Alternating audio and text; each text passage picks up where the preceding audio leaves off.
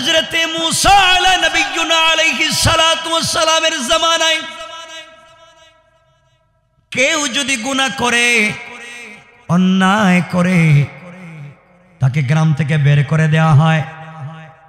হারাম কাজ করলে তাকে পিটিয়ে এলাকা থেকে বের করে দেওয়া হয়।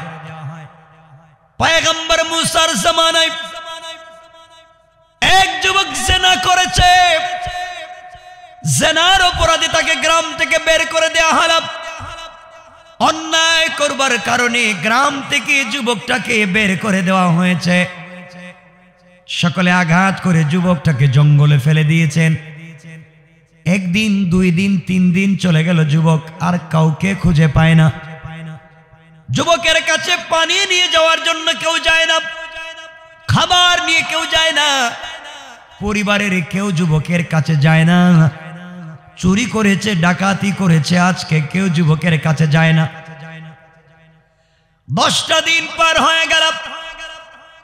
এবার যুবক চিন্তা করে, না কে মারা যেতে হবে, কেউ আমার কাছে পানি নিয়ে আসবে না, খাবার পর্যন্ত নিয়ে আসবে না।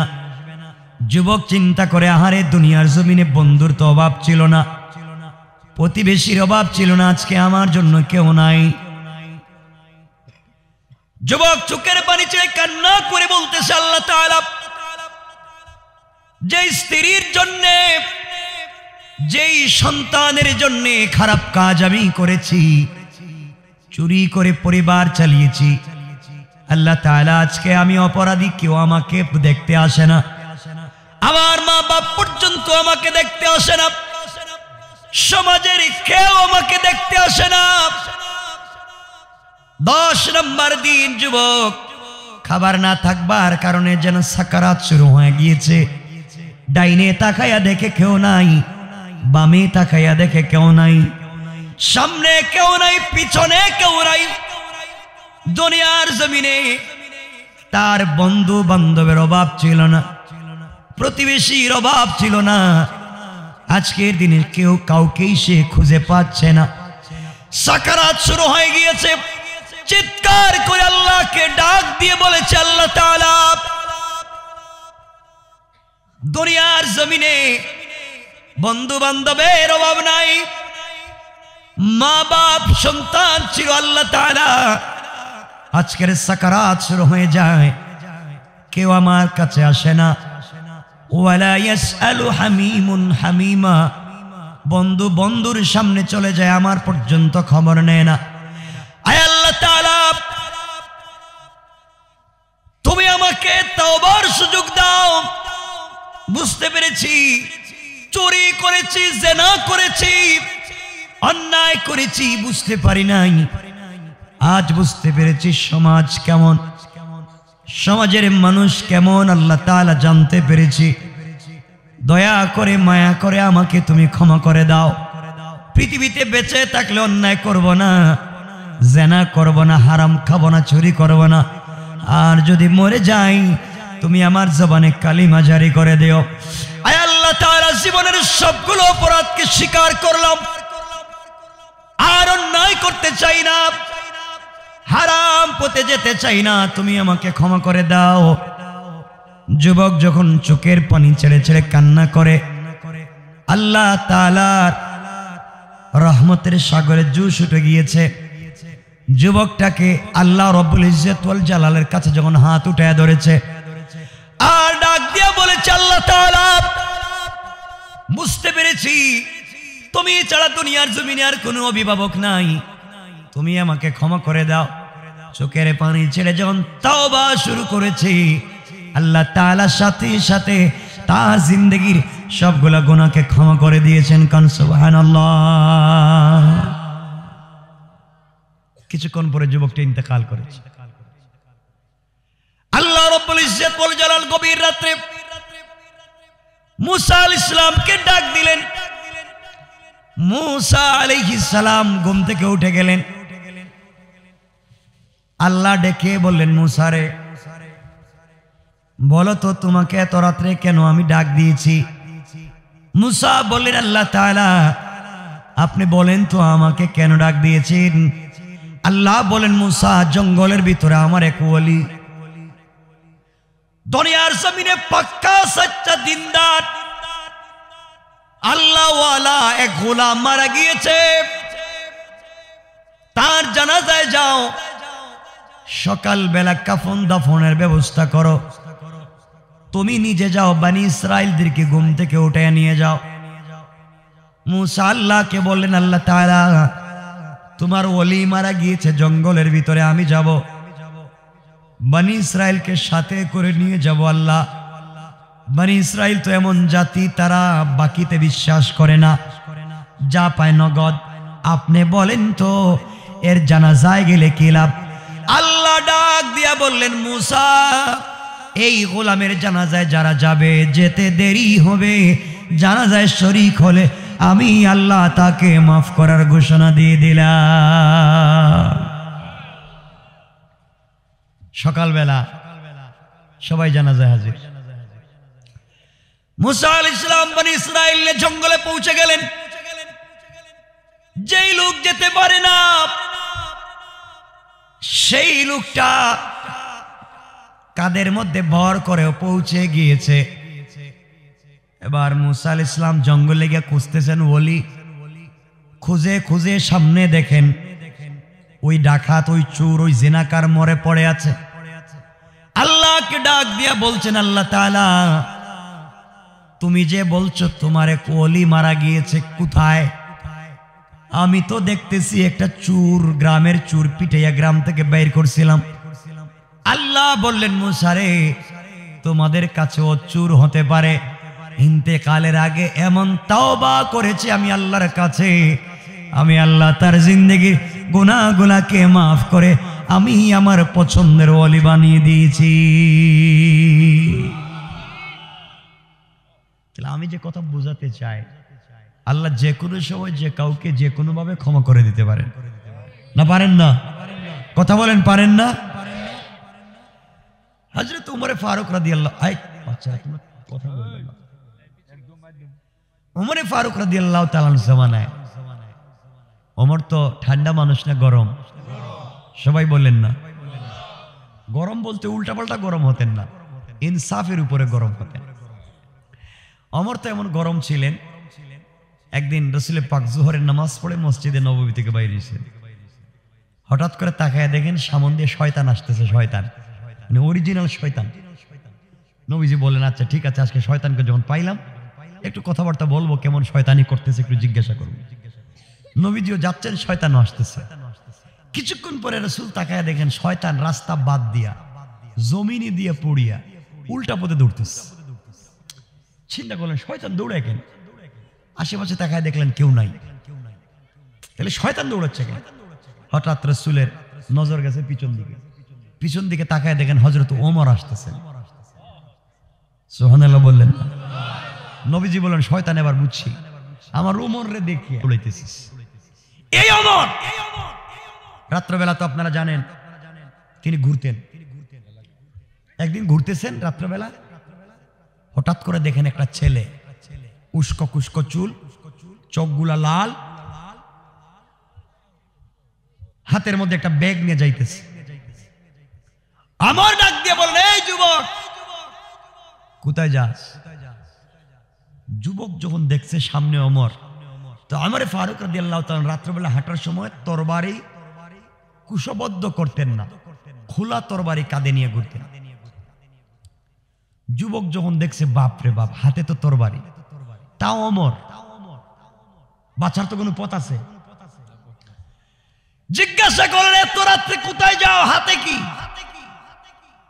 যুবক মাত্র এক বোতল মদ খাইছে আর ব্যাগের ভিতরে আর 2 বোতল। ইচ্ছা হয়েছে বাড়িতে গিয়া পার্টি দিয়ে খাইব। ওমরের সামনে পড়ছে ধরা। এখন যদি ওমর রে বলে মদ, কি মনে করেন মাথা নিয়ে যাওয়া যাবে? যাবে না। চিন্তা করছে ধরা তো খায় ফেলিস, মদ তো খাইছি, বোতল আরো 2টা সাথে, যাক বাঁচতে হবে। ওমরের কাছে গেছে, ওমর বলছেন হাতে কি? খলিফাতুল মুসলিমিন, আমার বোনটা অসুস্থ, আমার আব্বা 2 বোতল গরম দুধ দিছে, আর এই দুধগুলা নিয়ে যাইতেছি বোনের বাড়ি। বোনটা বড় অসুস্থ, আপনি যদি মেহেরবানি করে আমাকে তাড়াতাড়ি ছেড়ে দেন, আমি একটু তাড়াতাড়ি চলে যাই, আমার বোনটা বড় অসুস্থ, 2 বোতল দুধ নিয়ে যাই। ওর মনে মনে ইচ্ছা ছিল দুধ বললে তো আর ছেড়ে দিব। আমার বলছেন বোতল বাইর কর। সুবহানাল্লাহ বললেন না? বোতল বের কর। এখন তো দেখছে বিপদ, ছিল মদ, তা বলছি দুধ, এখন তো মহা বিপদ, দেখাই তুই। আমার বলছেন দুধ হোক আর যাই হোক আমার দেখাই লইয়ে যা, নাহলে তোরে ছাড়বো না। আচ্ছা বলেন, ছিল এটার ভিতরে কি? বলছে কি এই অপরাধে ওমরের কাছ থেকে বাঁচার কোনো পথ আছে? ওমর যখন এই কথা বলছেন, এই লোকটা বলছে খলিফাতুল মুসলিমিন আমারে 1 মিনিটের একটা সুযোগ দেন, প্রস্রাবটা করি আর বোতলটা এখানে রাখি। ওমর বলেন বোতলটা রাখ, প্রস্রাব কর। তো ওমর এখানে দাঁড়াই আছেন, ও প্রস্রাব করবো, কিন্তু বোতল রাখে না, হাত দিয়ে ধরে রাখছে। যদি ওমর আবার হাত দেয়, কি এর প্রস্রাবে বসতো, বৈশা আল্লাহর কাছে বলতেছে, আল্লাহ জীবনে বহুত বিপদে পড়ছি,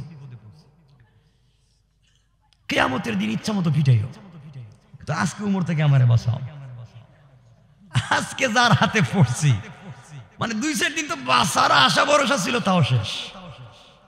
আল্লাহ আমার এটা অরিজিনাল মদ, তুমি জানো আর আমি জানি। এমন যে দুধ বললাম, বাঁচার তো কোনো পথ নাই, কালিমা পড়ার সুযোগ দিত না। আল্লাহ আমি কথা দিলাম, তুমি জানো আমি জানি, আর কেউ জানে না, আজকের থেকে মদ ছাইড়া দিলাম। এই মুহূর্তে থেকে আমি মদ খাওয়া ছেড়ে দিলাম। আল্লাহ তুমি উমর থেকে আমাকে বাঁচাও, কিয়ামত পর্যন্ত কথা দিলাম আর মদ খাবো না, মদের ধারে কাছে যাব না, ওয়াদা দিলাম, তওবা করলাম, তুমি আমাকে বাঁচাও, আর মদ না, শুধু উমর থেকে বাঁচাও। আল্লাহর কাছে চুকের পানি ছেড়ে তওবা করছে। ওমর তো আর ছাড়ে না, ওমর এতক্ষণ প্রস্রাব করতে লাগে নাকি, বোতল দে। বোতল একটু দিছে, তো বোতল দিয়ে চাইছে মানে দৌড় দিব। ওমর এক হাত দিয়ে বোতল ধরছে আর এক হাত দিয়ে তারে ধরছে, মানে তুই যাওয়ার তো কোনো সুযোগই নেই, মায়ের শুরু। হযরত ওমর বলছেন বোতলটা আমি বাইর করি, কথাগুলো শুনেন। ওমর টান দিয়ে বোতল বাইর করছে, বাহির করে দেখেন বোতলের ভিতরে গরম দুধ।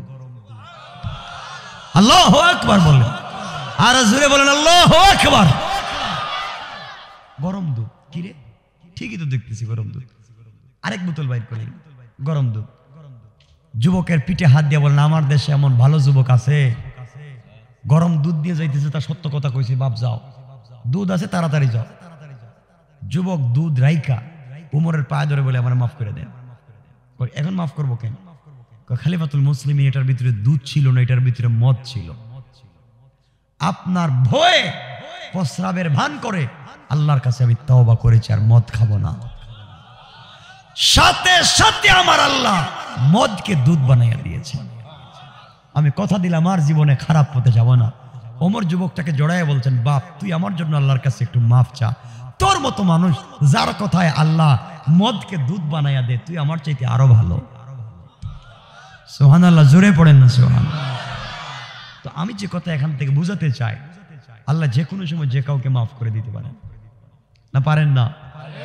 কথা বলেন, পারেন না? এজন্য কোনোদিন কাউকে ছোট মনে করবেন না, কাউকে গালি দিবেন না, সমাজে ফিতনা করবেন না, ছোট লোক বড় লোক কাউকে মনে করবেন না। ভাই আপনার গাড়ি হ্যারিয়ার, আপনার গাড়ি এক্সট্রিম, আপনার গাড়ি প্রাডো, আপনার গাড়ি পেট্রোল, আপনার গাড়ি নিশান, 2 কোটি টাকার দামের গাড়ি আপনি দৌড়াইয়া রোহিতপুরে আসেন ঢাকা শহর থেকে। আসার সময় পুস্তগুলা হোক আর বাবুবাজার ব্রিজে হোক জ্যাম পড়ে, ভিক্ষার থালা নিয়ে ভিক্ষুকেরা, প্যারালাইসিস রোগী, অসুস্থ, বলছে সাহেব আমাকে 5টা টাকা দেন, 5টা টাকা দেন, আমি খাইনি, আমার বাচ্চাদেরকে খাওয়াইনি। আমরা তো টাকা দেই না, গ্লাস তো খুলি না। আর যদি বলে গ্লাস খুলি, ভাই নামাজ পড়ছস, ওযু গোসল জানোস, কালিমা জানোস, সূরা ফাতিহা জানোস, এত কিছু তার জিগে কথা বল না। ভিক্ষা তো দেয় না, হেরে জিগে কালিমা জানোস, ওয়াজ করে।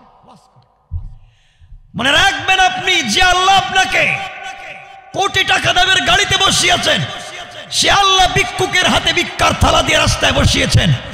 আপনি যদি অহংকার করেন, আমার আল্লাহ চাইলে আপনাকে গাড়ি থেকে বের করে এই ফকিরকে গাড়িতে বসাইয়া আপনার হাতে ভাঙ্গার ভিক্ষা থালা ধরাইয়া দিতে 1 মিনিটও দেরি হবে না। এই জন্য অন্যায় করা যাবে না। অহংকার করা যাবে না ইনশাআল্লাহ। সবাই বলেন ইনশাআল্লাহ। এখানে অনেক মুরব্বী আছেন যারা হজ করেছেন, আছেন না?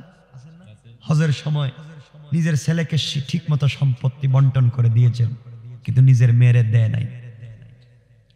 এমন মুরব্বী মানে রোহিতপুরে নাই? হ্যাঁ, ছেলেরে সম্পত্তি দিয়েছে, মেয়েরে দেয় নাই। আসেনি এগুলা? এমন ভাই আসেনি যে বাইরে ঠকাইছেন? একটু হাত উঠান তো দেখি, কে ঠকাইছেন? হাত উঠেছে দেখবে।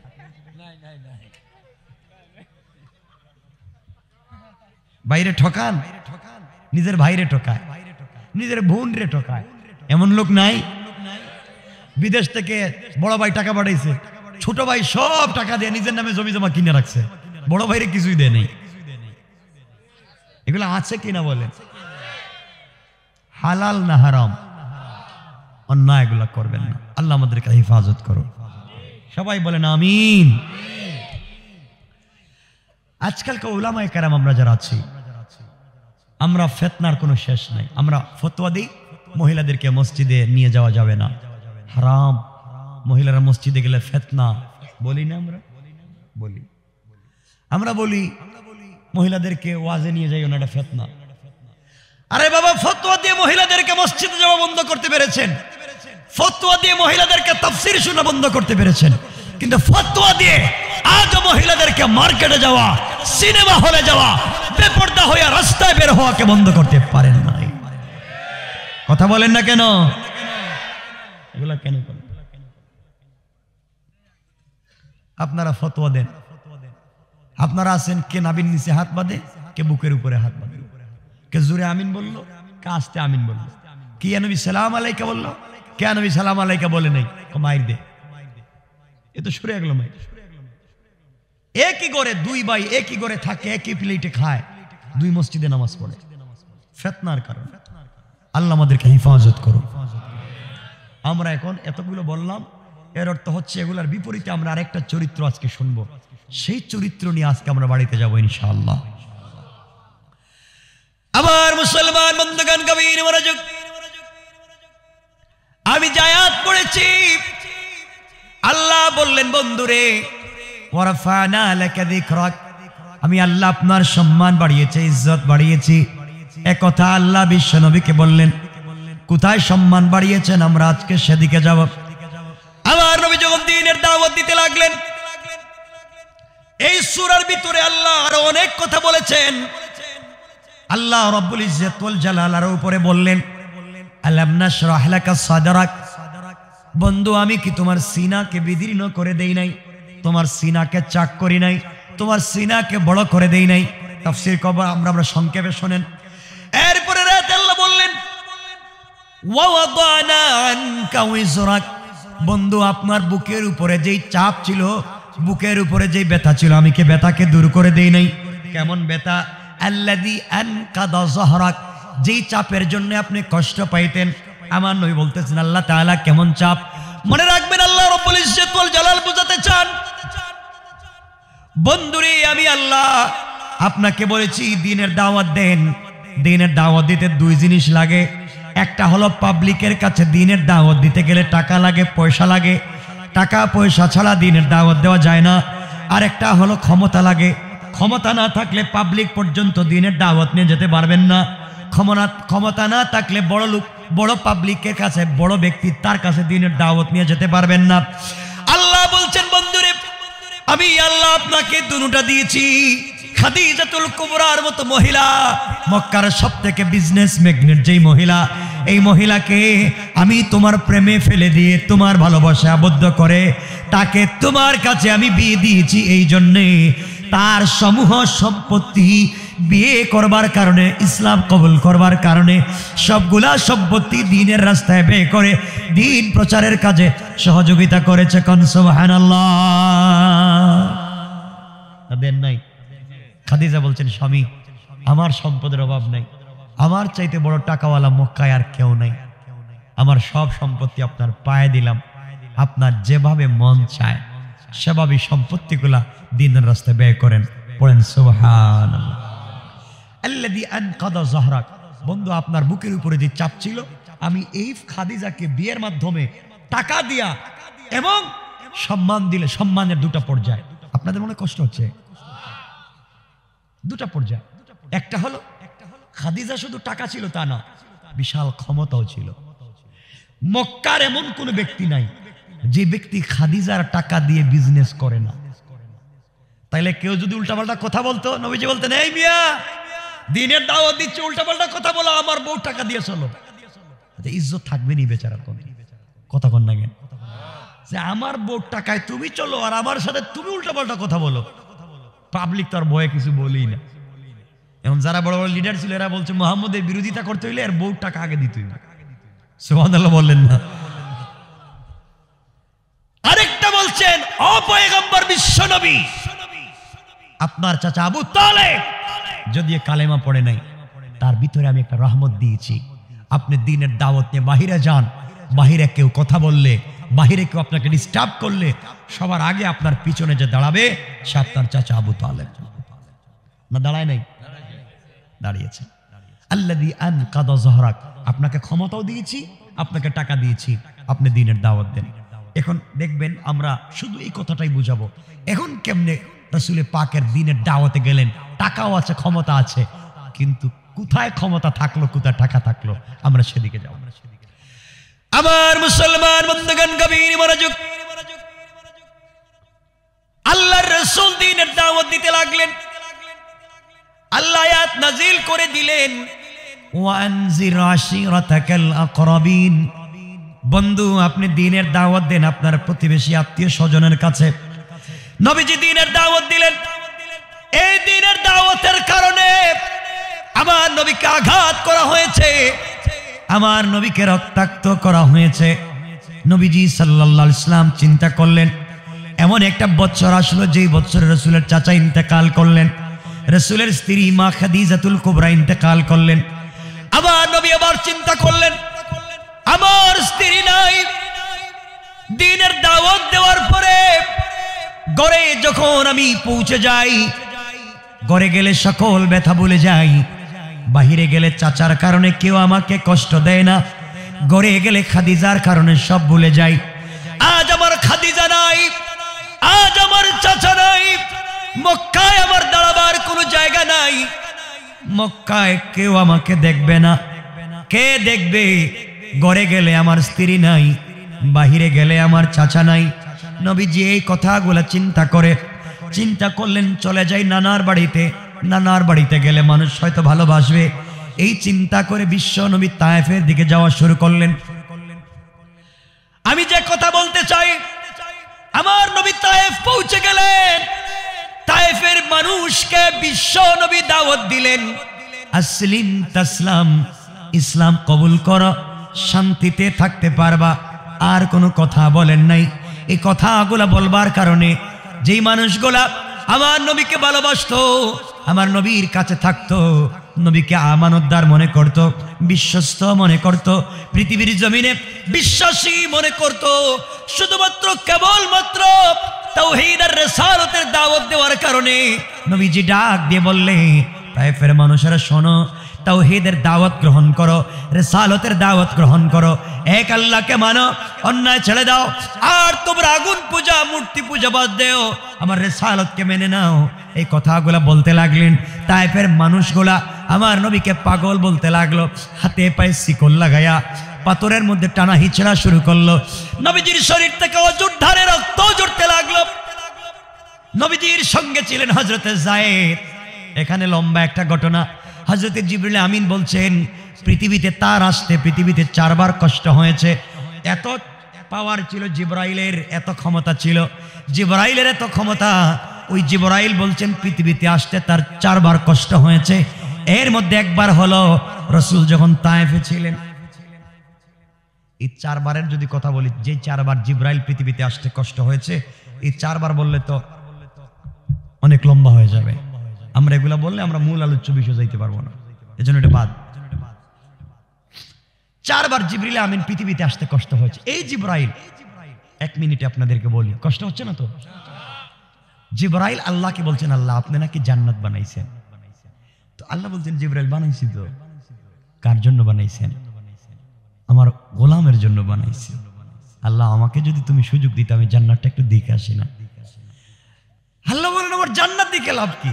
বিশাল জান্নাত, জান্নাতের 8টা দরজা, 8টা স্তর, আপনারা বলেন 8 প্রকার, যেটাই বলেন। জিবরাইল বলছেন আল্লাহ আমাকে জান্নাতটা দেখতে দাও না। আল্লাহ বলছেন ও জিবরাইল জান্নাত দেখার দরকার নেই, আমি জান্নাতে একটা মাঠ বানাইছি, মাঠের নাম মসজিদ। আল্লাহ কোরআনে বলছেন ওয়ালাদাইনা মসজিদ, আমি একটা মাঠ বানাইছি জান্নাতে, ওই মাঠটা দেখে আসো। আল্লাহ মাঠ দেখে লাভ কি? জান্নাত দেখতে চাই, আমার তো মাঠে জায়গা হবে না। আল্লাহ বলছেন জিবরাইল কি বলো? আল্লাহ আমার জায়গা হবে কেমনে? কেন? জিবরাইল বলছেন আল্লাহ আমাকে তুমি কেমনে বানাইছো? আল্লাহ জিবরাইলকে কয়টা নূরের ডানা দিয়েছেন? 600 নূরের ডানা। জিবরাইল বলেন আমি আমার 600 নূরের ডানা দিয়া পৃথিবীর কোন জায়গায় দাঁড়াইয়া যদি ডানাগুলাকে এভাবে করি, তে পৃথিবীর এক প্রান্ত থেকে অপর প্রান্ত নাগাল পাই। সুবহানাল্লাহ। এটা আগামী বছর কেমন? সবাই একটু জোরে পড়েন না সুবহানাল্লাহ। জিবরাইল বলছেন এত বিশাল আমি, তিনি 600 নূরের ডানা দিয়া একবার যদি টান দেন, দেখছেন না সাইকেল যারা চালায়, বাইসাইকেল এবার চালাইয়া ছেড়ে দেয় না, চলেনি কতক্ষণ? তো জিবরাইল বলেন আমার 600 নূরের ডানা দিয়ে একবার যদি টান দিয়া ছেড়ে দেই, যে স্পিরিট হয় 1000 বৎসরের রাস্তা 1 সেকেন্ডে চলে যায়। আর একটু জোরে পড়েন না সুবহানাল্লাহ। জিবরাইল বলছেন আল্লাহ আমি নাগাল পাই পৃথিবীর এক প্রান্ত থেকে অপর প্রান্ত, 1 সেকেন্ডে চলে যাই 1000 বছরের রাস্তা। আমি মাঠে গেলাম কি? জাগাইতে হবে না। আল্লাহ বলেন যাও না মাঠে। জিবরাইল মাঠে গেছে, মসজিদ নামক মাঠে গিয়া। জিবরাইলে তো টয়লেট নাই, প্রস্রাব নাই, ইস্তেঞ্জা নাই, ঘুম নাই। তিনি বলেন আল্লাহর কসম 600 নূরের ডানা দিয়া 70টা বৎসর 24টা ঘন্টা উঠাইলাম আর নামাইলাম, এক প্রান্ত থেকে দৌড়লাম। 70 বৎসর দৌড়ার পরে এই মাঠের কোল কিনারা কিছুই খুঁজে পেলাম না। আল্লাহু আকবার। এই জিবরাইল এত পাওয়ার, এত ক্ষমতা। এই জিবরাইলও পৃথিবীতে আসতে 4 বার কষ্ট হয়েছে। 4 বারের একবার হলো রাসূল যখন তায়েফে ছিলেন। কারণ আল্লাহর রাসূলের শরীর থেকে রক্ত বের হতে হতে গড়িয়ে পড়ে যাচ্ছে। আপনারা অনেক শুনেছেন যে রাসূলের রক্ত মাটিতে পড়েছে, ভুল কথা, হাদিসে নাই। রাসূলের রক্ত মাটিতে যদি পড়ে যায় আল্লাহ সাথে সাথে কিয়ামত কায়েম করে দিতেন। রাসূলের রক্তের লোড নেওয়ার মতো ক্ষমতা মাটির নাই।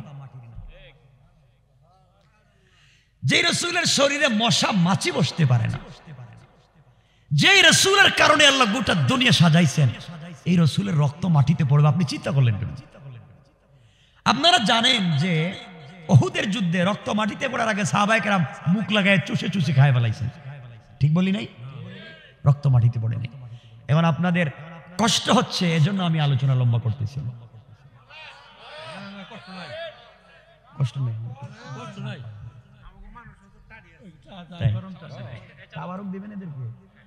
আল্লাহ আল্লাহ, এত রাত্রে মানুষের কষ্ট হয়ে যায়।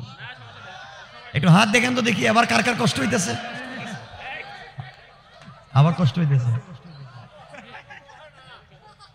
কষ্ট হচ্ছে। আমরা একটু হাত উঠে আল্লাহকে দেখায় দেই। একটু হাত উঠান সবাই, আওয়াজ করে পড়েন লিল্লাহে তাকবীর। জোরে আওয়াজ দিতে হবে, হাত উঠান, আওয়াজ করে বলেন নারে তাকবীর। আল্লাহ কবুল করো। পৃথিবীতে আসতেছে corona virus, delta variant, Omicron, সব থাকুক, আমরা বিশ্বাস করি আমার হেফাজতের মালিক কে? বাঁচাবেন। আমি তোমাদেরকে বলছি যুবক, আমি আল্লাহ আমাকে পৃথিবীর অনেক দেশ ঘুরিয়েছেন। এই বয়সে আমি অনেক ওয়েস্টার্ন কালচার দেখেছি। তোমাদেরকে একটা কথা আজকে বলতে চাইবো, যুবকরা শোনো, যা মন চা করো। তোমাদের নাকি গার্লফ্রেন্ড আছে, আমি বলবো আর তোমরাও নাকি প্রেম করো। আমিও প্রেম করি, আমিও প্রেমিক, তোমরাও প্রেম করো, ভুল জায়গায় প্রেম করো। আজকে আমি বুঝাবো যে আমার কোথায় প্রেম করতে হবে। পৃথিবীতে একদিন মরে যাব, তুমি জানো না এই পৃথিবীর মতো ধোঁকা আর পৃথিবীর মতো ভুয়া আল্লাহর সৃষ্টিতে আর কিচ্ছু নাই। হায়াতের মতো ধোঁকা আর কিছুই নাই। এজন্য আল্লাহ বলছেন ইয়াসআলুনাকা আনির রূহ কুলির রূহু মিন আমরি রাব্বি। রূহ এটা কিচ্ছু না, এটা আল্লাহর একটা হুকুম। আল্লাহ হুকুম করলে অফ হয়ে যায়।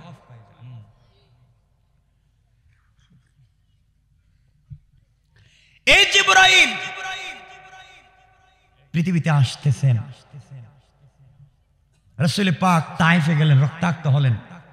আপনারা মনে রাখবেন এই ঘটনা আপনাদেরকে বলতেছি না, রাসূলের রক্ত মাটিতে পড়বার আগে আগে জায়েদকে বলছেন, জায়েদ তোমার কাপড় দিয়ে আমার শরীরের রক্তগুলাকে মুছে দাও। কাপড় দিয়া হযরতে জায়েদ রাসূলের শরীর থেকে রক্তগুলাকে মুছতেছেন। আর কতক্ষণ মুছা যায়? রক্ত গড়িয়ে পড়ে যাচ্ছে। রাসূল বলছেন, জায়েদ আর কাপড় আছে? জায়েদ বলছেন, ইয়া রাসূলুল্লাহ সব কাপড় তো ভিজে গেছে, আপনার বডির রক্তে। 3 বার অজ্ঞান হয়ে পড়েছিলেন রাসূল। নবীজি বলছেন, জায়েদ তোমার শরীরের কাপড়গুলো খুলে আমার রক্তগুলো মুছে দাও। জায়েদ মুছে দিয়েছে। এরপরেও রাসূলের রক্ত বের হওয়া বন্ধ হচ্ছে না। রাসূল রক্তগুলাকে নিজের হাত দিয়ে বডিতে মালিশ করতেছেন। কি বুঝলেন? কত রক্ত বের হয়েছে। জায়েদ বলছেন, ইয়া রাসূলুল্লাহ রক্ত কি বডিতে মালিশ করলে ভিতরে যায়? মালিশ করতেছি এই জন্য আমার 1 ফোঁটা রক্ত যেন জমিনে না পড়ে। জমিনে যদি 1 ফোঁটা রক্ত পড়ে যায়, তায়েফের মানুষ আমাকে চিনে নাই, কিন্তু তায়েফের মাটি আমাকে চিনতে ভুল করবে না। মাটিতে রক্ত পড়ে গেলেই সাথে সাথে কিয়ামত কায়েম হয়ে যাবে, সাথে সাথে ভূমিকম্প শুরু হয়ে যাবে। আল্লাহ ইসরাফিলকে বলে রাখছেন, আমার বন্ধুর রক্ত মাটিতে পড়লেই সিংহে ফুৎকার দিয়া কিয়ামত ঘটায় দিয়া। এজন্য আমি মুছতেছি যেন 1 ফোঁটা রক্ত মাটিতে না পড়ে। রাসূল মুছতেছেন।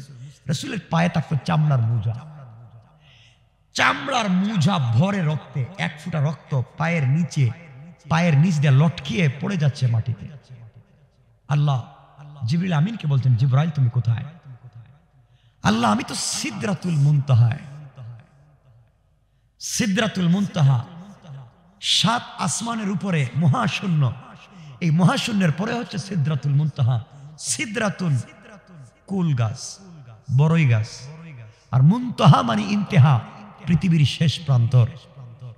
জিবরিল আমিন সৃষ্টির শেষ প্রান্তরে, আর বিশ্বনবী তায়েফে।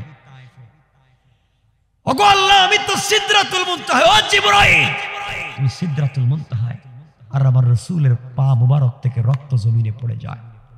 জিবরাইল যদি আমার রাসূলের পা থেকে রক্ত জমিনে পড়ে যায়, তোমাকেও রাখবো না, আসমান জমিন রাখবো না, সবকিছু ভেঙে চুরে চুরমার করে দেব।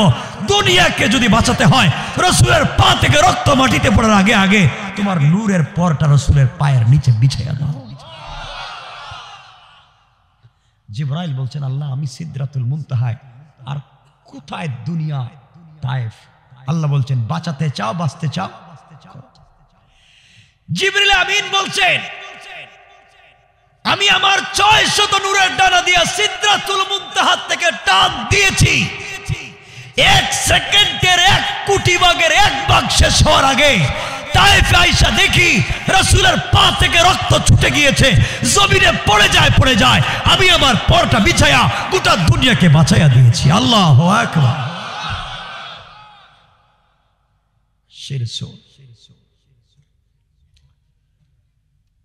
এই জিবরাইল কষ্ট করেছেন 4 বার, আমরা সামনে বলবো। নবীজি দেখলেন চাচা নাই, কেউ নাই, তায়েফে মাইর খাইলেন। তো তায়েফের ঘটনা আমি আপনাদেরকে বলবো, আপনারা এই ঘটনাগুলো জানেন। আমার মুসলমান বন্ধুগণ, এবার নবীজি চিন্তায় পড়ে গেলেন, আজকে আমার কেউ নাই, আমার মা নাই, আমার বাবা নাই, আমার একটা ভাই নাই, আমার স্ত্রীও নাই, আমার চাচাও নাই। মক্কায় কেউ থাকতে দিবে না, গ্রামে গেলে মানুষ আমাকে আঘাত করবে। তায়েফে নানার বাড়িতে এসেছি, নানার বাড়ির মানুষ আমাকে আঘাত করেছে। কোথায় যাই, কোথায় থাকি? আল্লাহ আমাকে বলেছেন, ওয়ারাফা'না লাকা যিকরাক, আমাকে সম্মান দিয়েছেন। কোথায় সম্মান? মানুষ আমাকে পিটায়, মানুষ আমাকে রক্তাক্ত করে, আমার রাত্রবেলা থাকবার জায়গা নাই, আমার কোথায় সম্মান? কথাগুলো দিলের ভিতরে নিয়ে আমার নবী চাচাতো বোন উম্মে হানির বাড়িতে গেলেন। উম্মে হানিকে গিয়ে বলছেন, শোনো, তোমার বাড়িতে কি আজকের রাত্রে আমাকে থাকতে দেওয়া যায়? উম্মে হানি বলছেন, ভাইরে, পাশের রুমে তুমি থাকতে পারো। যেই নবীর শরীরে মশা মাছি বসাকে আল্লাহ হারাম করেছে, সেই নবীর শরীরে তায়েফের মানুষ আঘাত করেছে। বাইরে তো আঘাত করেছে। একদিন আমাদের মা আয়েশা সিদ্দিকা রাদিয়াল্লাহু তাআলা আনহা বিশ্ব নবীকে গোসল করাচ্ছেন, চোখের পানি ছেড়ে কান্না করে বলছেন, স্বামী আমার, আপনার মনে হয় জীবনে কোনোদিন বসন্ত রোগ হয়েছে? আমার নবী বলছেন, না রে। আয়েশা বলছেন, ইয়া রাসূলুল্লাহ, আপনার পিঠে কালো কালো বসন্তের বড় বড় দাগ দেখা যায়। আমার নবী চোখের পানি ছেড়ে ডাক দিয়ে বলছেন, আয়েশা, বসন্তের কালো দাগ না, তায়েফে কালিমার দাওয়াত নিয়ে গিয়েছি, তায়েফের মানুষ আমাকে পাথর দিয়ে আঘাত করেছে, আঘাতগুলা গিয়েছে, দাগ এখনো মিটে নাই। কিয়ামতের দিনে আল্লাহকে দেখাবো, আল্লাহ তাআলা তোমার বন্ধু হাবিবুল্লাহ তোমার দিনের জন্য কত মায়ের খাইছে, তুমি একটু দেখো। ও আয়েশা, এগুলা দেখাই আমি আমার উম্মতকে বাঁচাতে চাই। বিশ্ব নবী গভীর রজনীতে উম্মে হানির ঘরে শুয়ে আছে, গোটা বডিতে ব্যথা। আহারে, মানুষ কেমনে আমাকে আঘাত করলো। মনে পড়েছে আল্লাহ বলছেন, ওয়ারাফা'না লাকা যিকরাক। আল্লাহ বলছেন, আল্লাযী আনকাযা যাহরাক, আমার কষ্ট দূর করছেন খাদিজাকে বিয়ের মাধ্যমে, খাদিজার সম্পদের মাধ্যমে। আজকে খাদিজাও নাই, খাদিজার সম্পদও নাই, চাচাও নাই, কষ্ট কমছে না বাড়ছে? বলেন না কেন? আল্লাহ বলছেন কষ্ট কমাইছেন, এখন তো কষ্ট বাড়ছে। আল্লাহ বলছেন ইজ্জত দিছেন, পিটাইলে ইজ্জত থাকলো না গেল? কোনটাই তো মিলে না। এবার আমার নবী চোখের পানি ছেড়ে ছেড়ে কান্না করেন। আল্লাহ ডাক দিয়ে বলছেন, জিবরাইল, আমার বন্ধু উম্মে হানির ঘরে চোখের পানি ছেড়ে দিয়েছে। বন্ধুর চোখের পানি সহ্য হয় না রে জিবরাইল। আমার বন্ধুকে বলেছিলাম সম্মান দিয়েছি, সম্মান বুঝতে পারেন নাই। তায়েফে আঘাত করেছে, খাদিজা নাই, চাচাও নাই, বড় কষ্ট পেয়েছেন। যাও, এই মুহূর্তে পৌঁছে যাও, আমার পরে যেই সম্মান, ওই সম্মানটুকুন বুঝাইয়া দাও। সুবহানাল্লাহ পড়েন, আরো জোরে পড়েন। জিবরিল আমিন পৌঁছে গেলেন, আমার নবীকে ঘুম থেকে উঠালেন, কাবা চত্বরে নিয়ে গেলেন, হাতিমে কাবায় নিয়ে গেলেন। হাতিমে কাবায় নিয়ে আমার নবীকে শোয়া দিলেন। শোয়া আমার নবীর বুকটা কেটে ফেললেন। আল্লাহ বলছেন আমার তেলাওয়াতকৃত আয়াতের প্রথম আয়াতে, আলাম নাশরাহ লাকা সাদরাক, বন্ধু আমি কি তোমার সিনাকে বিদীর্ণ করে নাই, সিনা চাক করি নাই? আমার নবীর বুক কেটে দেওয়া হলো। কি যেন বের করা হলো, জমজমের পানি দিয়ে ধুইয়া আবার ভিতরে ফিটিং করে দেওয়া হলো। বিশ্ব নবী বলেন, আমি দেখলাম জিবরিল আমিন জান্নাতুল ফিরদাউস থেকে সোনার তস্তরিত করে কি নিয়ে আসছেন, ওটা খুলে আমার ভিতরে ধুইয়া মুইচা ইলম এবং হিকমত দিয়ে ভরপুর করে দিয়েছে। আমার ভিতরটা কেটে পরিষ্কার করে ইলম এবং হিকমত যখন দেওয়া হয়েছে, তখন আমার ভিতরে যে তায়েফের কষ্ট ছিল চলে গেল। এবার আমি জিবরিল আমিনকে বললাম, কি করলেন? জিবরিল আমিন বলতেন, ইয়া রাসূলুল্লাহ, আপনি চলেন, আপনাকে নিয়ে আরেক জায়গায় যাব। এবার জিবরাইলকে বিশ্বনবী বলছেন, ও জিবরাইল, কোথায় নিয়ে যাব? পয়গম্বরে আরবি, আপনাকে আল্লাহ সম্মান দিয়েছে, আপনি নাকি সম্মান বুঝেন নাই, সম্মান পান নাই। আল্লাহ আপনাকে সম্মান দিতে চান, চলেন। পৃথিবীতে এই সম্মান আল্লাহ কাউকে দেন নাই। আপনি কষ্ট পেয়েছেন, আঘাত পেয়েছেন, আল্লাহ বলছেন কষ্টের পরে সুখ আছে। এরপর আল্লাহ বলবেন, ইন্না মাআল উসরি ইউসরা, কষ্টের পরে সুখ আছে না নাই? কথা বলেন। আগে বিশ্ব নবী, সকল কষ্টের পরে সুখ আছে। আপনাকে নিয়ে যেতে চাই। জিবরিল আমিন বিশ্ব নবীকে নিয়ে চললেন বাইতুল মুকাদ্দাসের দিকে। বাইতুল মুকাদ্দাস পৌঁছে গেলেন। ওখানে আগে আল্লাহ তাআলা আদম থেকে নিয়ে ঈসা নবী পর্যন্ত যত পয়গম্বর ছিলেন সকল পয়গম্বরদেরকে একত্রিত করে রেখে দিয়েছেন। নবীজি পৌঁছে গেলেন। আবার 2 রাকাত নামাজ পড়াতে হবে। কে পড়াবেন? কেউ ডাক দিয়ে বলেছেন আদমু সফিউল্লাহ, আদম আপনি আমাদের বাবা, আপনি 2 রাকাত নামাজ পড়ান। কেউ ডাক দিয়ে বলেছেন ইব্রাহিম খলিলুল্লাহ, ইব্রাহিম আপনি খলিল, আপনি 2 রাকাত সালাত পড়ান।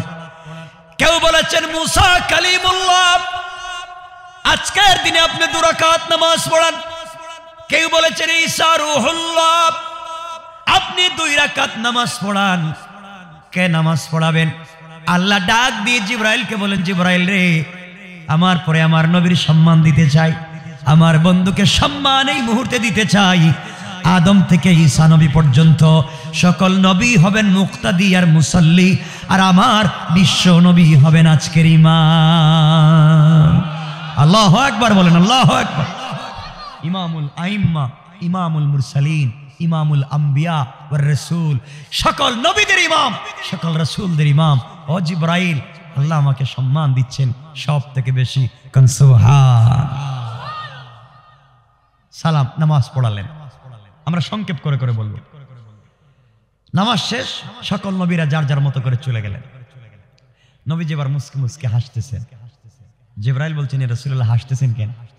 জিবরাইল হাসতেছি, ওই যে একটু আগে রাত্রে মনে পড়ছিল আল্লাহ আমারে কি সম্মান দিল, শুধু মাইর খাই পিটায় মানুষ, দেখলাম আমার বন্ধু যে বানাইছে হাবিবুল্লাহ আমারে ভুলে যায় নাই, আজকে এত সম্মান, সব নবীরা মুসল্লি, আর আজকে আমি হয়ে গেছি ইমাম। সুবহানাল্লাহ, একটু জোরে করুন, আর একটু আওয়াজ করে পড়েন সুবহানাল্লাহ। আপনারা আসতে বললে তো আমি ওয়াজিবাদ দিয়ে দিই। জিবরাইল বলছেন ওগো রাসূল, সম্মান শেষ না, সম্মান মাত্র শুরু। এখন কি করা লাগবে জিবরাইল? এখন যে আল্লাহ আপনাকে হাবিব বানিয়েছেন, যে আল্লাহ আপনাকে বন্ধু বানিয়েছেন, এই আল্লাহ আপনার জন্য অপেক্ষা করতেছেন আপনার সঙ্গে দেখা করবেন। প্রেমিক তো তার প্রেমিকের সঙ্গে দেখা করতে চায়, প্রেমিক তার প্রেমিকের সঙ্গে দেখা করবার জন্য কত অর্নামেন্টস, জুয়েলারি, স্টাইলিস্ট, ফ্যাশন করে। জিবরাইল, আমি কি করবো এখানে? রাসূল, আপনি জানেন না যে আল্লাহ আপনাকে সৃষ্টি করেছেন, আরশ, কুরসি, লৌহ কলম যা বানাইছেন সব আপনার নাম দিয়ে ডিজাইন করেছেন। সুবহানাল্লাহ। আজকে আপনাকে সে সম্মান দিতে চায়। চলো, কোথায় নিয়ে যাবা? আল্লাহ কোথায় আছেন? আমার সাথে চলেন, আপনাকে নিয়ে যাই। সুবহানাল্লাহ বলেন না? আমার বন্ধুগণ, বিশ্বনবী উঠতে লাগলেন উপরের দিকে। প্রথম আসমানে পৌঁছে গেলেন। জিবরিল আমিন দরজা ডাক দিয়ে বলেন কে আছো? দরজা খুলে দাও। আওয়াজ আসলো, ও জিবরাইল, আসমানের প্রথম দরওয়াজা, গেট খুলে দেওয়া যাবে না। আল্লাহ নিষেধ করে দিয়েছেন, খুলে দেওয়া যাবে না। কেন খুলবা না বলো? ও জিবরাইল, আল্লাহ রাব্বুল ইজ্জত ওয়াল জালাল আসমানের প্রথম দরওয়াজা থেকে আরশে মুআল্লা পর্যন্ত জান্নাতুল ফিরদাউস হইয়া গোটা আরশকে ডিজাইন করেছেন। আসমানের প্রথম দরওয়াজা লাল গালিচা বিছিয়ে রেখেছেন, সুন্দর করে জান্নাতুল ফিরদাউস থেকে কাঁচা ফুল ছিটিয়ে দিয়েছেন, জান্নাতের ঝাড়বাতিগুলো লাগিয়ে দিয়েছেন। এই দরওয়াজা খুলে দেওয়া যাবে না। এই দরওয়াজা দিয়া তার বন্ধু হাবিবুল্লাহ বিশ্ব নবী আল্লাহর সঙ্গে দেখা করতে যাবেন, আপনার জন্য খুলে দেওয়া যাবে না। জিবরাইল বলছেন, ও ফেরেশতারা, আল্লাহ রাব্বুল ইজ্জত ওয়াল জালাল যার জন্য এত কিছু করেছে সেই বিশ্ব নবী আমার সাথে আছে, দরজা খুলে দাও। নবীজি উঠলেন। সম্মান কমছে না বাড়তেছে? আরে আসমানে লাল গালিচা দেওয়া হচ্ছে। নবীজি আসমানের প্রথম দরজায় গেলেন। যখন ঘুম থেকে উঠেন তখন কি হাসছিলেন না কাঁদছিলেন? কথা বলেন না কেন? কাঁদছিলেন, কান্না করছিলেন, এখন গিয়েছেন ওখানে। প্রথম আসমানে যাওয়ার পরে হাসতেছেন। জিবরাইল বলছেন, ইয়া রাসূলুল্লাহ, আপনি হাসতেছেন কেন? জিবরাইল দিকে আসো, আল্লাহ যে আমাকে এত ভালোবাসে জানতাম না। এই দেখো না, প্রথম আসমানের গেট, যেখানে তার নাম পাশে আমার নাম। আল্লাহু আকবার। জিবরাইল এই যে ডিজাইনটা, বাতির ডিজাইন, এই বাতির ডিজাইনটা মনে হয় মুহাম্মদ নাম দিয়ে আল্লাহ তৈরি করেছেন। আল্লাহু আকবার। ওয়া রাফা'না লাকা যিকরাক, বন্ধু সম্মান দিয়েছি। জিবরাইল বলছেন, ইয়া রাসূলুল্লাহ, এখানে দাঁড়ায় থাকলে হবে না, আপনারা সামনে চলেন। বন্ধু বন্ধুর জন্য কি করতে পারে, একটু সামনে আসেন। আর আমাদের দেশের বন্ধু, এক বন্ধুরে খাওয়াইয়া রাত্রবেলা বুড়িগঙ্গার পাড়ে নিয়ে তোরা সাইজ করুন, ঠিক কিনা বলেন? এ হচ্ছে বন্ধুর কাজ। আর আল্লাহ বিশ্বনবীর সঙ্গে বন্ধুত্ব করে নিয়ে গেলেন। প্রথম আসমান, দ্বিতীয় আসমান পার হয়ে হয়ে চলে গেছেন জান্নাতে। কোথায় গেছেন? জান্নাত। জান্নাতের রাসূলকে শুনেন, জান্নাতের ভিতরে কে হাঁটতেছে, হাঁটে। নবীজি বলেন, জিবরাইল, একই আমার আগে কি কেউ জান্নাতে আসছে?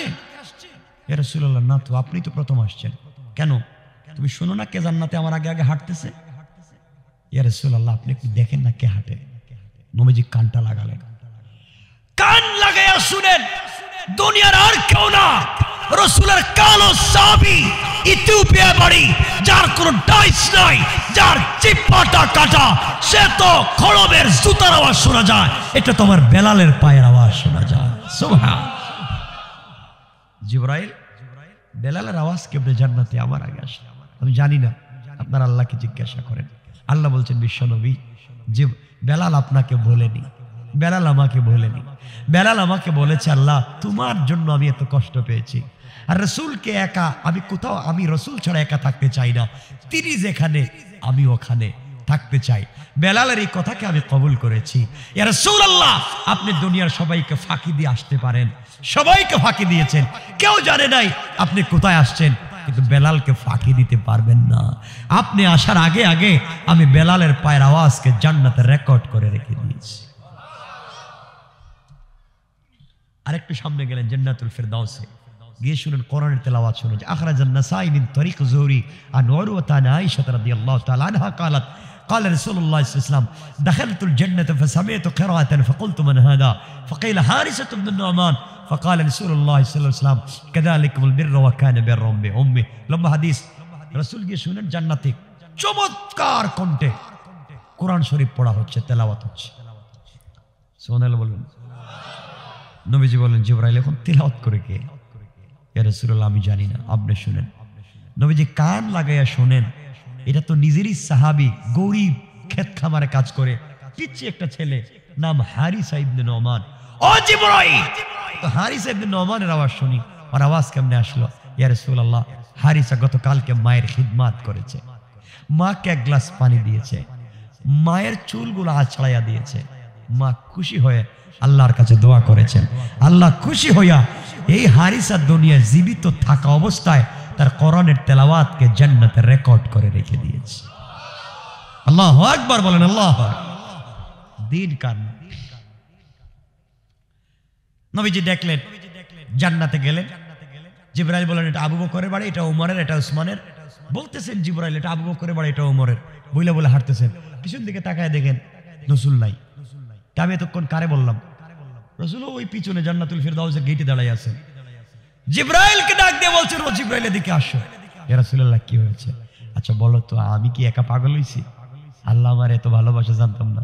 দেখো না জান্নাতের গেটটা, দেখো জান্নাতের গেটে যে বাতিগুলা জ্বলতেছে সব তো আমার নাম দিয়ে ডিজাইন করা।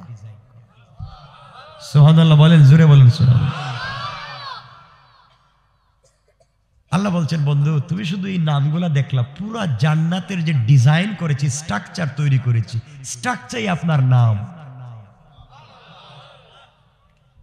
নবীজি আবার যাইতে যাইতে চলে গেলেন সিদরাতুল মুনতাহা। জাহান্নামে গেছেন, ইসরাফিলের সঙ্গে দেখা করছেন, এগুলো বলবো না। সিদরাতুল মুনতাহায় পৌঁছে গেলেন।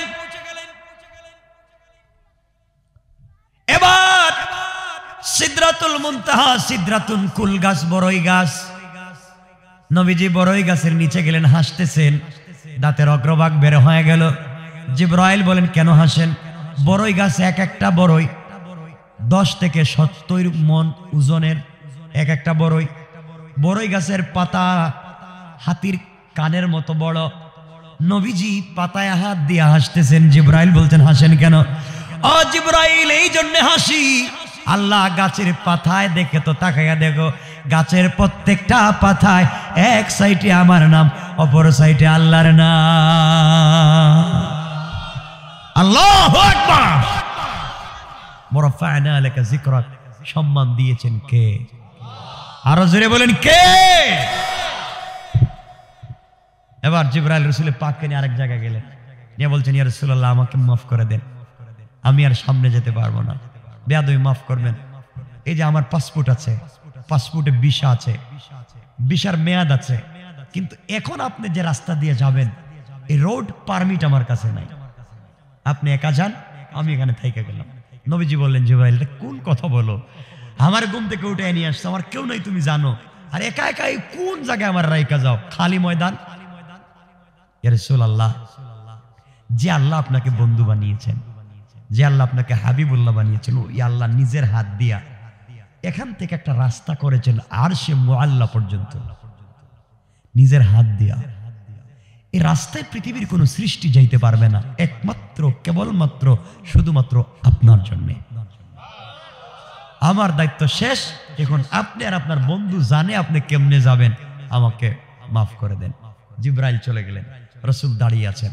এবার বলেন তো, মানুষ যখন একা হয় তখন দুঃখের কথা মনে পড়ে, পিছনে লাইফের কথা মনে পড়ে, পড়ে না? যারা প্রবাসে থাকে তাদেরকে জিজ্ঞাসা করবেন, কাজ করে যখন বাসায় এসে ঘুমায় তখন কত মানুষের কথা মনে পড়ে।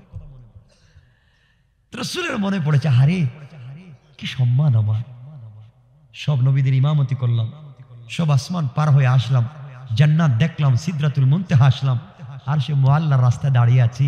আহারে আজকে যদি আমার খাদিজা থাকতো, কত কথা না গিয়ে বলতাম তার সাথে, খাদিজা নাই। এগুলো বলতে বলতে রাসূলের হঠাৎ নজর পড়েছে নিজের পায়ের দিকে, তাকায় দেখেন শরীরের কাপড়গুলো ছেঁড়া, জুতাও ছেঁড়া। আরে ছেঁড়া জুতা নিয়ে আর সে আজিমে আল্লাহর সঙ্গে দেখা করব, লজ্জারও তো একটা ব্যাপার।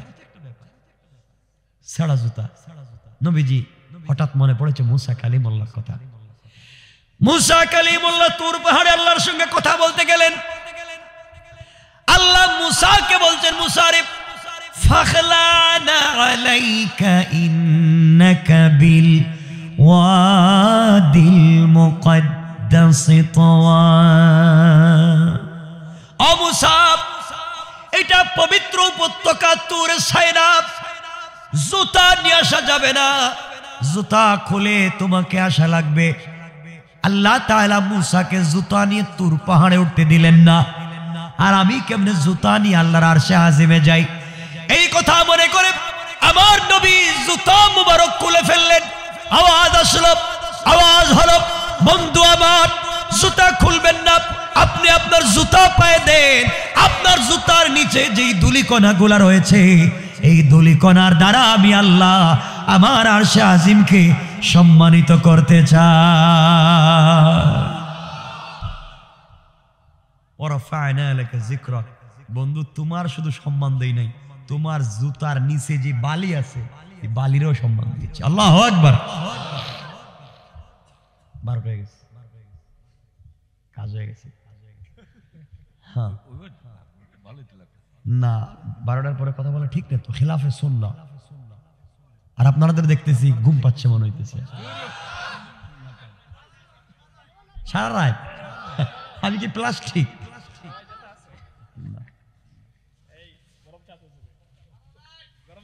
হ্যাঁ সারা রাত, ঠিক আছে ইনশাআল্লাহ, ঠিক আছে। এবারে মাত্র আসলাম আমরা সিদরাতুল মুনতাহায় থেকে, এখন আরশে আজিমে যাই নাই। রাসূল দাঁড়িয়ে আছেন জুতা নিয়ে। সংক্ষেপ করে বলি, রাসূল আরশে আজিমে গেছেন। এখানে 3টা ব্যাখ্যা, আমি 3টা ব্যাখ্যা দেওয়ার তোর জন্য আসিনি, একটা ব্যাখ্যা দিব। কোরআন আল্লাহ বলছেন ফাকাবা কাউসাইনি আও আদনা, ধনুককে বাঁকা করলে যত কাছে আসে, আল্লাহ এবং তার রাসূল তত কাছাকাছি বসে কথা বলেছেন। সুবহানাল্লাহ বলেন না? আল্লাহর কাছে গেছেন, সামনাসামনি বসছেন, দুজন কথা বলতেছেন। তো নবীজি হাসতেছেন। আল্লাহ বলছেন, বন্ধু হাসতেছো কেন? আল্লাহ জান্নাত দেখলাম, জাহান্নাম দেখলাম, সকল আসমান দেখলাম, সব আমার নাম দিয়ে ডিজাইন করছে। তোমার আরশে আজিম আইসা দেখি, তুমি যে চেয়ার, তোমার আরশে আজিমের পিলার, তোমার যে ডিজাইন, সব জায়গায় দেখি শুধু আমার নাম লেখা। ব্যাপারটা কি? বন্ধু বুঝো না তো, যে যারে ভালোবাসে সে সব জায়গায় তার নাম লেখে। এটা মনে বুঝেন নাই আপনারা, এই যুবকরা বুঝতে পারেনি নাকি? যে যাকে ভালোবাসে সব জায়গায় তার নাম লেখে, ঠিক? কেমনে বুঝলা? কেমনে বুঝলা? মানে হাত কেটেও লেখে, জ্বালাইয়াও লেখে, ঠিক কিনা বলেন? আল্লাহ বলছেন, ও বন্ধু, তোমাকে আমি এত ভালোবাসি, আমার আরশে আজিমকে পুরো ডিজাইন করেছি তোমার নাম দিয়ে। আল্লাহু আকবার। তোমাকে এত ভালোবাসি। নবীজি কথা বলতেছেন আল্লাহর সঙ্গে। তো আল্লাহ বলছেন, বন্ধু তুমি যে আইলা, তুমি যে আমার কাছে আসলা, আমি জানতে চাই বন্ধু বন্ধুর বাড়িতে গেলে খালি হাতে যায় না কিছু নিয়ে যায়? রোহিতপুরের মানুষ মনে কিছু নেয় না, মনে খালি হাতে যায় নাকি? নবীজি বলতেছেন, নবীজিকে আল্লাহ বলছেন, বন্ধু তুমি যে আইলা মক্কা থেকে, বন্ধুর বাড়িতে কি আনছো? পটেটো আনছো, চিপস, কুরমা পোলাও কিছু আনছো, না খালি হাত? নবীজি বলছেন, আল্লাহ আমাকে আপনি বোকা পাইছেন? খালি হাতে আইবো কেন? হাদিয়া আনছি তো। সুবহানাল্লাহ বললেন না? আল্লাহ বলেন, দেও তো হাদিয়াটা কি? আমার নবী বললেন, আত্তাহিয়াতু লিল্লাহি ওয়াস সালাওয়াতু ওয়াত তাইয়্যিবাত। আল্লাহ যত সালাত, যত সালাম, যত পবিত্রতা সব তোমাকে হাদিয়া করে দিলাম। সুবহানাল্লাহ, একটু জোরে পড়ে না সুবহানাল্লাহ। আল্লাহ কথা শুনে খুশি হয়ে গেলেন। আল্লাহ আমার নবীকে সালাম দিলেন আর বললেন, আসসালামু আলাইকা আইয়ুহান নবী। আমার নবীকে আল্লাহ সালাম দিলেন। নবীজি সালামের জবাব তো দিলেন না, মুখটা ঘুরাইয়া নিচের দিকে তাকাইয়া বসে আছেন, চুপ, চেহারা কালো হয়ে গিয়েছে। আল্লাহ বললেন, বন্ধুরে চেহারা কালো করলা কেন? সালাম আমি দিয়েছি, সালামের জবাব দিচ্ছ না, ব্যাপার কি? আমার নবী বলছেন, আল্লাহ তাআলা আপনার বাড়িতে আমি এসেছি, আপনি আমাকে বন্ধু বানিয়েছেন, আপনি আমাকে সালাম দিয়েছেন, আমি কেমনে আপনার সালামের জবাব দেই? এতক্ষণ পর্যন্ত আপনার এখানে বসলাম, কত কথা না আপনি জিজ্ঞাসা করেছেন, সালাম আপনি আমাকে দিলেন, একবারও আপনি আমার গুনাহগার উম্মতের কথা জিজ্ঞাসা করলেন না, আমার উম্মতের কথা আপনি বলেন নাই, আমার উম্মতকে আপনি সালাম দেন নাই। যতক্ষণ পর্যন্ত আমার গুনাহগার উম্মতকে আপনি সালাম না দিবেন, ততক্ষণ পর্যন্ত আমিও আপনার সালামের জবাব দিব না। তোমার নবী ওখানে গিয়ে তোমাকে ভুলে যায় না। আল্লাহ বলছেন, বন্ধু সালাম দিলাম তোমারে, সালামের জবাব দিবা তুমি, তুমি শুধু উম্মত উম্মত উম্মত উম্মত করতেছ। বন্ধু এক কাজ করো, আমি তো সবাইরে গিয়ে এখন বাড়ি বাড়ি গিয়ে সালাম দিতে পারবো না। আসসালামু আলাইনা ওয়া আলা ইবাদিল্লাহিস সালিহিন, সকল ইবাদে সালেহ বান্দাদের উপরে সালাম। নবীজি কইতা মানি না। কেমনে মানেন না? আমারে সরাসরি সালাম দিছে, আর আমার উম্মত রোহিতপুর বসে রইছে, হ্যাঁ 1400 বছর পরে হেরা কই সালাম পাইল? আমার উম্মতকে সরাসরি সালাম দিবেন। আল্লাহ বলেন, তাইলে এখন বাড়ি বাড়ি যাওয়া লাগবে, দেশে দেশে যাওয়া লাগবে? আপনি কেমনে যাবেন, কেমনে দিবেন তা আমি জানি না, তবে উম্মতকে সালাম না দেওয়া পর্যন্ত আমিও কিন্তু আপনার সালামের জবাব দিচ্ছি না। সুবহানাল্লাহ বলবেন। বন্ধু যদি ক্লোজ বন্ধু হয় আর কিছু যদি চায়, বন্ধু দেখবেন সবকিছু খুইলেও দিতে চায়, ঠিক না? আল্লাহ বলেন, বন্ধু যাও, তোমার উম্মতকে আমি সালাম দিলাম, সবাইরে সালাম। ও মানি না, সরাসরি সামনাসামনি। সামনাসামনি কেমনে দেবো আমি? তুমি কোথায়, এরা কোথায়, আর আমি কোথায়? আপনি বলেন না, সামনাসামনি দেওয়া লাগবে, আমার উম্মতকে আপনি সালাম দিবেন। আল্লাহ বলেন, বন্ধু তাহলে কথা দিলাম, তোমাকে নিয়ে আসছি দুনিয়া থেকে, কষ্ট দিতে চাই না, বহুত ভালোবাসি তোমাকে, তোমার কথা ফেলে দিতে পারি না, তোমার উম্মতকে আমি সালামের ওয়াদা দিলাম। কেমনে দিলেন কোন? ও বন্ধু, কিয়ামতের দিনে হিসাব নিকাশের পরে জাহান্নামীরা যখন জাহান্নামে, জান্নাতীরা যখন জান্নাতে, তখন আমি আল্লাহ দারুস সালাম একটা প্রোগ্রাম করব। এই প্রোগ্রামে হামদে বারি তাআলা পরিবেশন করার জন্য দাওয়াত করব ইসরাফিলকে, বিশেষ অতিথি হিসেবে দাওয়াত করব দাউদ আলাইহিস সালামকে, প্রধান অতিথি হিসেবে দাওয়াত করব তোমাকে, সভাপতিত্ব করব আমি। আল্লাহু আকবার, জোরে কোন না। আর এই প্রোগ্রামে তোমার উম্মতদেরকে বসার জন্য এক একটা চেয়ার দিব, হীরা, জবরদস্ত, ইয়াকুত, মণিমুক্তা পাথর দিয়ে তৈরি করা এক একটা চেয়ার, জমিন থেকে আসমান পর্যন্ত উঁচা। এক একটা চেয়ারে তোমার উম্মতেরা বসা থাকবে, আর আমি দাঁড়াইয়া দাঁড়াইয়া সালাম দেওয়ার ওয়াদা দিলাম। সুবহানাল্লাহ, আর একটু জোরে কর না। নবীজি সালাম আদায় করছে জান্নাতে।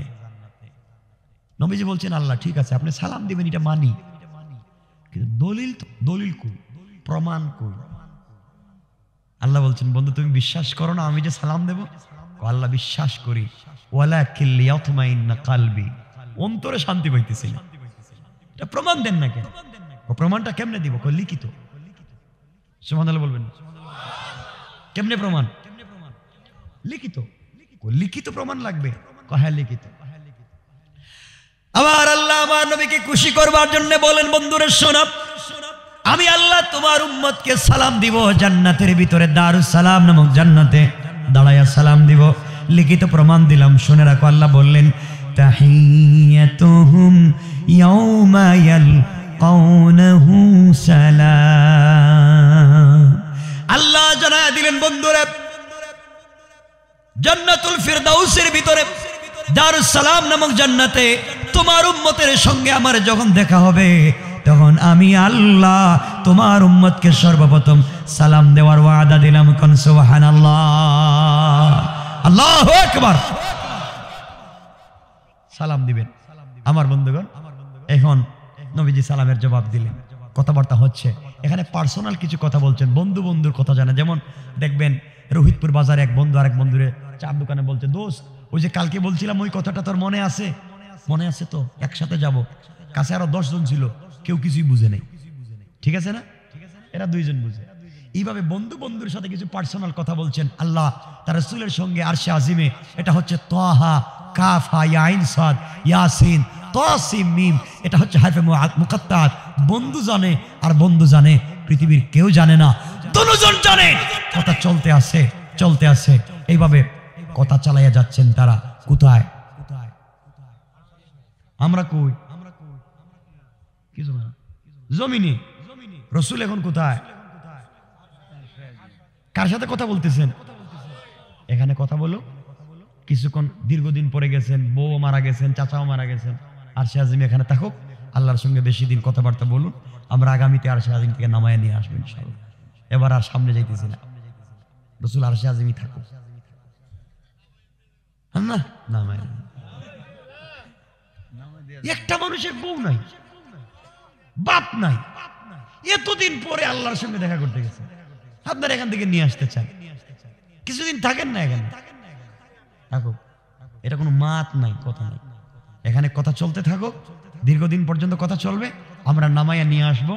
এরপরে যে প্রোগ্রামে অনুষ্ঠান করে আল্লাহ দেখা করবেন, এই প্রোগ্রামে কেমনে দেখা করবেন, প্রোগ্রামটা কেমনে হবে, কি কি কথা হবে, আল্লাহ আমাদের সঙ্গে কেমনে কথা বলবেন, নাস্তার কন্ডিশন কি হবে, প্লেটের ডিজাইন কি হবে। এরপরে বলছেন আমাদের জন্য বিল্ডিং বানাইছেন সাগরের মধ্যে। সাগর হবে মদের, কিসের? মদের সাগরের মধ্যে বিল্ডিং বানাইছেন, স্প্রিং এর বিল্ডিং। তো আমাদেরকে সোনার আংটি দিবেন, সোনার ব্রেসলাইট দিবেন, সোনার চুড়ি দিবেন, এরপরে নাকের ফুল দিবেন, কানের দুল দিবেন। পড়বেন না? এখন কি কয় না কয় কেন? দুনিয়ায় না, দুনিয়ায় না, জান্নাতে। আপনারা তো এখনই শুরু করে দিয়েছেন সব ওই সময়। এজন্যে ওগুলা কেমনে হবে, অনুষ্ঠান কতক্ষণ চলবে, তেলাওয়াত কি হবে, লম্বা আলোচনা। আমরা সেদিকে যেতে চাই না। রাসূল এখানে আছেন, আমরা জমিনে আছি, এখানেই থাকি। আমার জন্য দোয়া চাই, আপনাদের জন্য দোয়া থাকলো। আমি যে কথা বলতে চাই, এজন্য যত বিপদ আসুক, রাসূল পাককে আল্লাহ বলছেন ওয়া রাফা'না লাকা যিকরাক, সম্মান দিয়েছেন। কথা বলেন, সম্মান দিয়েছেন। এজন্য আজ আমরাও যদি আল্লাহকে চিনতে পারি, সকল অন্যায় থেকে দূরে থাকতে পারি, আল্লাহ বলছেন গোলাম কিছু সাময়িক কষ্ট হলেও কষ্টের পরে আমি আল্লাহ সুখও দিব, সম্মানও দিব। কোন সুবহান। আল্লাহ আমাদের কবুল করুন। সবাই পড়েন আমিন। আমার জন্য দোয়া চাই, আপনাদের জন্য দোয়া থাকলো। রাত্র 12টা হয়েছে, এখন কথা বলাও ঠিক না, এতটুকুন থাকো। না না না না না না না, 12টার পরে না।